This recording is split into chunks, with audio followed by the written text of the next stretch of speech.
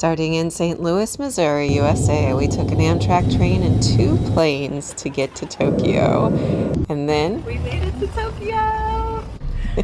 we cheers with our first vending machine green teas and arrived in Shinjuku, which is crazy on a Friday night. It is busy and bright.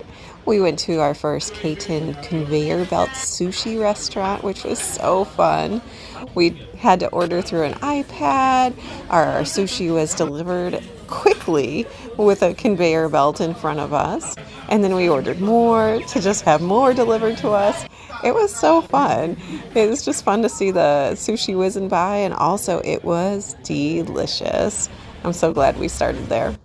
Sushi was just our first course that night. We found an alley called Omoide Yokocho, which is basically an alley of all these different small restaurants. We stopped into a basement restaurant that fed us oysters that were so delicious. We looked for something else, and then we found a yakitori place that was so tiny. We sat there and ate the most delicious skewers of meat and noodles. We moved back on to Shinjuku to go back to Tokyu Kabukicho Tower, which was full of games, more games, lights, all these, a K-pop concert going on. It was crazy.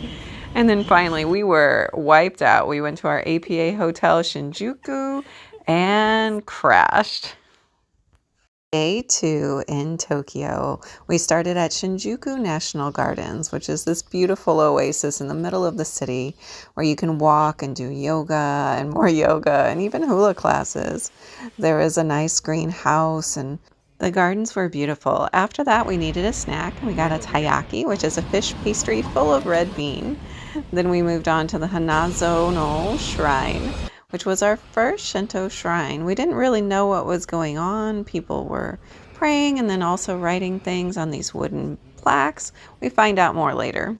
Next, we made our way to Ichiran Ramen, which is a popular ramen place that you have to wait in a long line, but it is worth it. It's so private, and they serve you ramen through this little window, and it is so good. It is really the best ramen that you will ever taste. I loved it so much.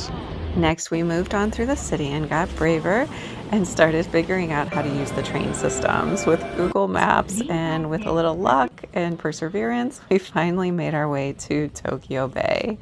It was gorgeous and almost around sunset. There's Rainbow Bridge. The sun was just marvelous when we went there. Then we made our way to the giant unicorn Gundham, who at 5 p.m. gave us a cool show of lights and movement. Jay was so happy about this giant robot. We made our way to TeamLab Plants, which is an interactive art museum full of really cool exhibits of lights and sound, and it was really a treat of immersion into different art installations, and my heart was super happy about it. I loved it. We walked beside Tokyo Bay in the evening, got a snack, and then headed back to Shinjuku for the night. Day 3 in Tokyo, we did an Airbnb experience focused on touring the Meiji Shrine and also learning about Shintoism. If you're not familiar with Emperor Meiji, he is basically responsible for modernizing Japan and opening it up to the rest of the world and ending the feudal system. Japanese people are so grateful. They bring sake, huge sake containers to this shrine every year. They planted trees, built buildings, and made this oasis in the middle of Tokyo in honor of Emperor Meiji.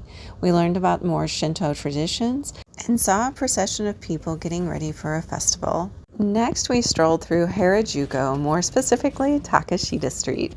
Harajuku is full of fashion and kawaii cuteness. Oh my gosh, the rainbow cotton candy, the outfits. I was so in love with all the sparkle and all the fashion and outfits. I wanted to stay there forever.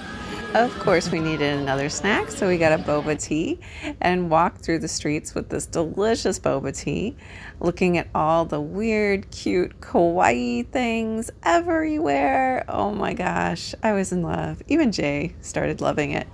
We found a cute alley with awesome murals and made our way towards Shibuya. On the way, we found the coolest Fender Guitar shop like no other.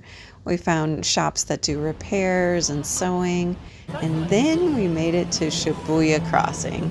If you're not familiar, this is the most confusing looking intersection full of people, and it just non-stop goes. In between, there are cars that actually go through here, but there's so many people. Right off of the main street of Shibuya, we found a barbecue restaurant where we cooked our own beef at our table, and it was delicious. Then we made our way back to Shinjuku and Kabukicho, which is kind of the red light district of Tokyo. We went down Godzilla Street into a pachinko parlor, and then found some fun at a maid cafe, a peep show, and another adult entertainment place. Things can get real fun, take my word for it. And then we finally retired for the evening. Next stop, Mount Fuji.